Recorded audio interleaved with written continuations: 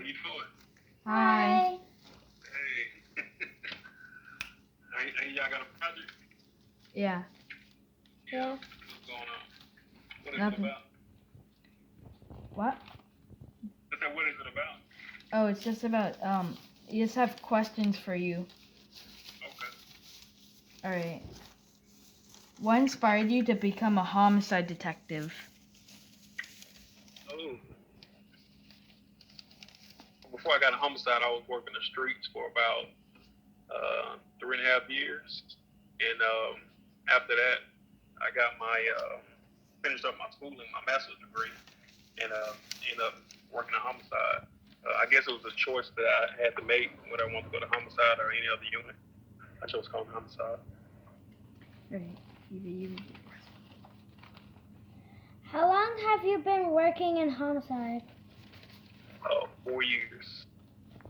Do you remember your first case, and can you tell me about it and what it was like? My first case. My first case was probably like 15 days in homicide, and I got my first case, and it was pretty much a robbery where a guy tried to rob someone, and that person killed.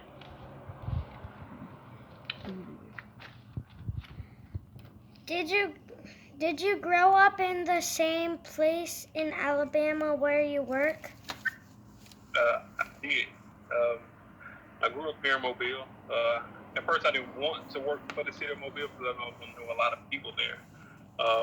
But yeah, I grew up here in Mobile, Alabama. Went to school in Louisiana, and then came here to Mobile, back to Mobile. Does that make it more difficult for you sometimes, or does it make you more determined to solve the cases? And sometimes it's difficult because on every case, I know someone that's involved in the case. Either they're involved in it as being a victim or either a suspect. Um, and it can help also by knowing people, having them feel more comfortable with talking to you. Are there certain cases that always stay in your mind? Can you tell me about some or one of them? One of them was actually televised on a TV show, and which was the first case I actually saw, where this girl got in the car with her boyfriend, and her boyfriend was pretty much doing the wrong thing. She gets in the car with him, drives to the bank, while someone else is following her, and she loses her life and also her boyfriend in a situation that she wasn't supposed to be in. When you get to scenes where there are very young victims, is it hard for you? It's hard because I can relate after losing one of my own cousins and actually having a sister that's young enough to, she's going out and doing different things. Um, a lot of things that people don't know about me is that I've also lost a child before.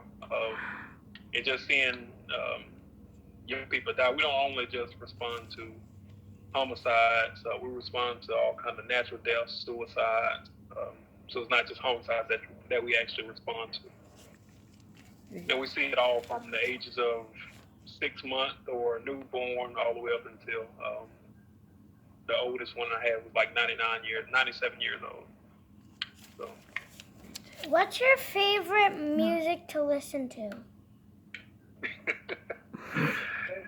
That's a good question.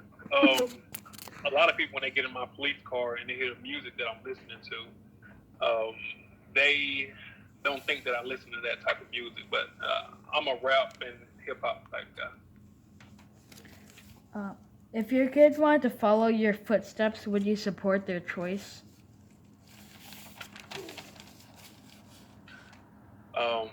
Hold on, I'm gonna get back to that question, but I thought the follow-up question from the last one was who's gonna be my favorite artist, my favorite rapper or something. Y'all want to ask me that?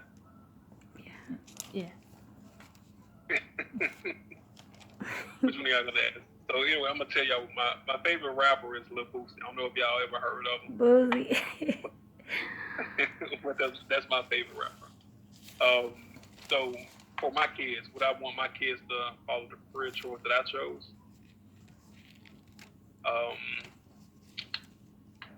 I wouldn't. But if that's their passion and that's what they want, is that what they're wanting to do, then I have no problem with it. Right. How did you develop such good interrogation skills? Oh, um, I had a class that I went to for about maybe a few days or a week, but mine has pretty much been uh, on a job, pretty much training. Um, and we talk about interview skills. It can go back from when you were a kid. Do your mom interview you, interrogate you most of the time? See, that's the training that you get when you're a kid. You learn those questions that mom has for you, and you pretty much relate them back here. But as long as you can relate to someone, you can, interview them or interrogate them, however.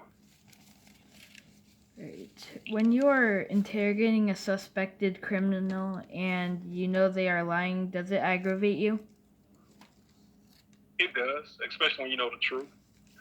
It's frustrating because, of course, they don't want to give you the information that you know they should give you, and they don't. But sometimes you just get used to it. Right. Does it aggravate you when the suspects ask for a lawyer without even letting you ask any questions? No, it don't. In most cases, before we pick someone up, we have our homework already done. And if they ask for an attorney, it's fine because it just gives us more time to compile or get more evidence towards that person. I took a gun safety class and I passed it and got my gun license. As a detective, what kind of gun do you carry? And do you carry any personal guns off duty? If you do, what kind? Before I was a police officer, I wasn't involved in guns, didn't have a gun, had a pistol permit, but no gun. But I carry a 9mm handgun. They recently switched us from 40 calibers to a 9mm. How old were you when you became a detective? I was 27 or 28, one of the two. I think I was 27. How many homicides on average do you have in Alabama every year? So, um, I know since I started in homicide in 2016, I think we've been averaging around mid 40s, maybe. I don't have the exact numbers in front of me, but I'm pretty sure it's mid 40s. Alright. Do you plan to spend your whole career in homicide? No. Hopefully, on my next promotional test, I pass and I get promoted, and I'll then have to leave homicide. About how many cases have you solved? Let's see, I average maybe 12 cases a year. That's what, at least 48 cases. I think I have maybe 4 or 5 unsolved. And I think that's, I think it's okay. Okay numbers for. Do you like being on the TV show First 48? Actually, I do. I grew up watching the show Cops. Grew up watching the show First 48, and I had an opportunity to be on both shows. First on Cops, and then now on First 48. What are your hobbies when you are not working? So when football season is in, I'm coaching a football team. I like movies. My getaway is sitting at home watching movies, and of course playing with the kids. When you were a kid, what did you want to be when you grew up?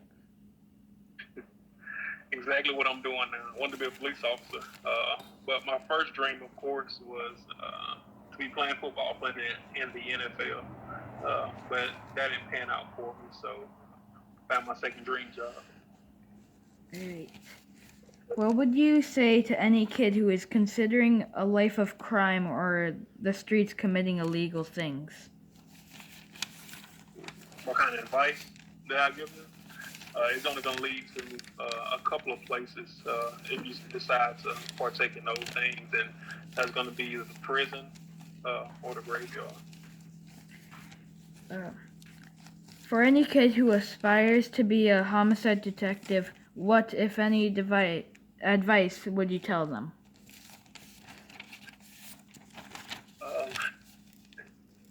You have to take a lot of things home, and when I say that, I mean you have to deal with everyone's problem, and it doesn't end. I wake up thinking about cases, going to sleep thinking about cases. It's not homicide is not a switch you can just flip off once you leave the office. These cases stick with you because you have family members depending on you to solve the case of their loved one, and which is it's a lot to handle, knowing that someone else's family is counting on you to solve the case. Great. Could you say hello to our classmates at Putney Central School in Putney, Vermont? Miss Sager's class 5th grade and Miss Amy's class 2nd grade. You say you want me to get a shout out to them? Yeah. So whose 5th grade class is it? Miss Amy's 5th grade class? Miss Sager's 5th grade class. And Miss Sager's 5th grade class. What school do you attend? Putney Central School. In Putney Central School. Where is that? Putney, Vermont. Putney, Vermont. Okay. Give a shout out to y'all. I'm glad y'all called. It was good to talk to y'all. Yeah. All right. Hey, little mama, what's your name? Jay. Jay, what's your name? Eva. Eva? Hey, Eva, how you doing? Good. Eva and Jay. What grade are you in, Jay? 5th. 2nd. Good. Okay. Good grades? Yeah. Okay. So what y'all plan on doing when y'all get older? I don't know. What career? Yeah, man. Okay. You got enough time to think about it. I don't know. Enough time to think about it. You staying out of trouble? Yeah. Good. Your arm hurting, Eva? What? Your arm hurting? You holding the camera, your arm hurting? Oh, Eva. Mine does. So I have to switch. Okay. If y'all ever driving through Mobile, Alabama, stop in my office, I'll show you around. Actually, hold on. I'm at the office now, working on the case. That's so cool. This is my office now. That's cool. Everybody's gone. I'm still here working on something. So that's pretty much how it is. You don't always go home. Some nights I don't get to see my kids because I'm working for, of course, the one every family. So that's how it is. Hey. I see you on TV all the time. It's nice to be talking to you. Oh, nice to see you too. Nice to meet you. Alright. Thank you for letting us interview you. No problem. Alright. No problem. Alright, bye. Bye. Anytime you have questions, call me, all right? Alright. Bye. All right. Alright, bye. Bye. Oh. Okay, you're covering the camera.